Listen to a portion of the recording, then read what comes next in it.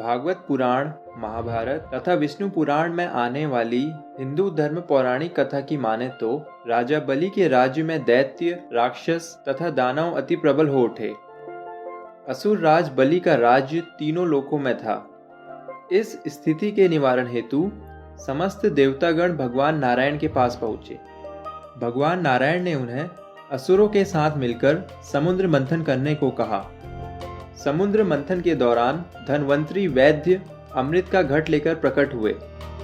देवताओं और असुरों के बीच अमृत के घड़े को लेकर संघर्ष हुआ। इसी संघर्ष में अमृत की कुछ बूंदें घड़े से गिर गई और पृथ्वी के जिस स्थान में वे गिरी उनमें से एक स्थान है हरिद्वार। हरिद्वार में आपका स्वागत है।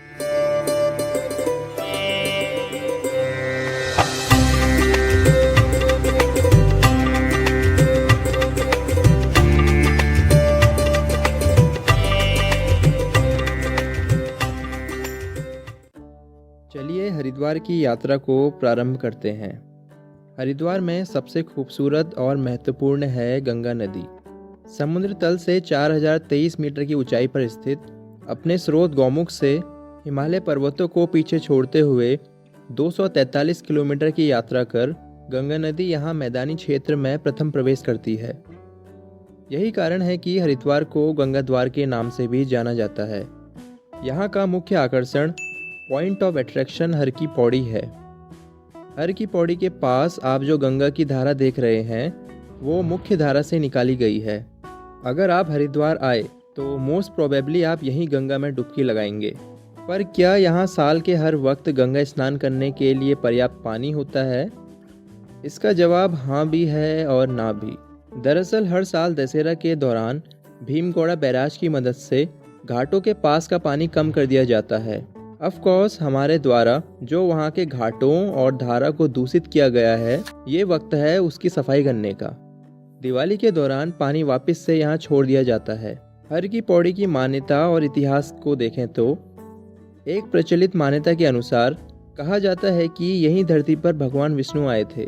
भगवान विष्णु के धरती पर पैर पड़ने के कारण ही इस स्थान को हरि की पैड़ी कहा गया, जो अब आम बोलचाल में हर की पौड़ी हो गया। हर की पौड़ी का सबसे पवित्र घाट है ब्रह्मकुंड। संध्या समय गंगा देवी की हर की पौड़ी पर की जाने वाली आरती काफी भव्य होती है, जिसे अंग्रेजी में कहें तो you will get goosebumps during the Ganga आरती।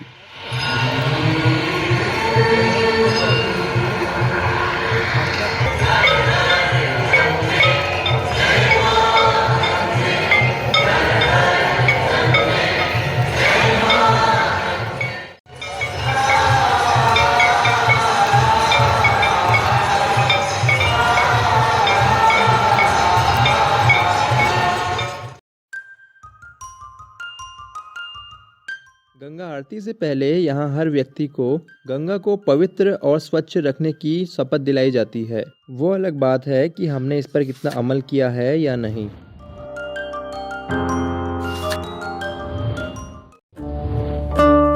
हर की पौड़ी से पश्चिम की तरफ चलें तो शिवालिक श्रेणी के एक पर्वत शिखर पर है मनसा देवी मंदिर। यहाँ आप पैदल मार्ग के अतिरिक्त रोप वे ट्रॉली में भी जा सकते हैं। इसी तरफ आपको मिलेगा बिल्वकेश्वर महादेव मंदिर। हर की पौड़ी के दूसरी ओर शिवालिक श्रेणी के नील पर्वत के शिखर पर है माता चंडी देवी मंदिर। मंदिर चंडी घाट से 3 किलोमीटर की दूरी पर है। मनसा देवी की तुलना में यहाँ की चढ़ाई कठिन है, हालांकि रोपवे ट्रॉली की सुविधा यहाँ भी उपलब्ध है। माता चंडी देवी मंदिर के नीचे की तरफ है सिद्ध स्थल लक्ष्मी नारायण मंदिर। इनके अलावा यहाँ के कुछ प्रसिद्ध मंदिर हैं माया देवी मंदिर, भारत माता मंदिर और भद्रकाली मंदिर। Done with temples. हर की पौड़ी के पास में ही है यहाँ की प्रसिद्ध मोती और बड़ा बाजार। यहाँ पे धार्मिक सामग्री, कपड़े, आयुर्वेदिक जड़ी बूटियाँ और हैंडक्राफ्ट आइटम्स मिलते हैं। यहाँ का खाना भी बहुत प्रसिद्ध है। यहाँ से 10 किलोमीटर दूर ऋषिकेश की तरफ है राजाजी नेशनल पार्क का Chilla gate. Rajaji national park Uttarakhand के 3 जिले हरिद्वार, देहरादून और पौड़ी गढ़वाल में 820 स्क्वायर किलोमीटर के क्षेत्रफल में फैला हुआ है। यहाँ मैमल्स की 50 स्पीसीज, जिसमें से कुछ प्रसिद्ध हैं एशियन एलिफेंट, टाइगर, लेपर्ड और हिमालयन ब्लैक डियर। आप चाहें तो जंगल सफारी ले सकते हैं और इन्हें देख सकते हैं। यहाँ 300 से भी ज़्यादा बर्ड स्पीसीज हैं, जैसे किंगफिशर्स, वुडपेकर्स, हॉर्नबिल्स और फिंचेस। हरिद्वार में आप अपने पूर्वजों का रिकॉर्ड देख सकते हैं। दरअसल सदियों से जब भी हिंदू पूर्वजों ने किसी उद्देश्य के लिए हरिद्वार का दौरा किया, यहाँ पंडित के पास जाने का रिवाज रहा है, जो आपके परिवार के रजिस्टर का प्रभारी हो।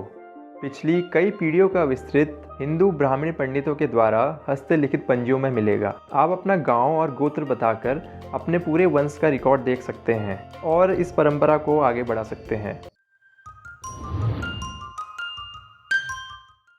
हरिद्वार में विश्व का सबसे बड़ा धार्मिक मेला कुंभ भी मनाया जाता है।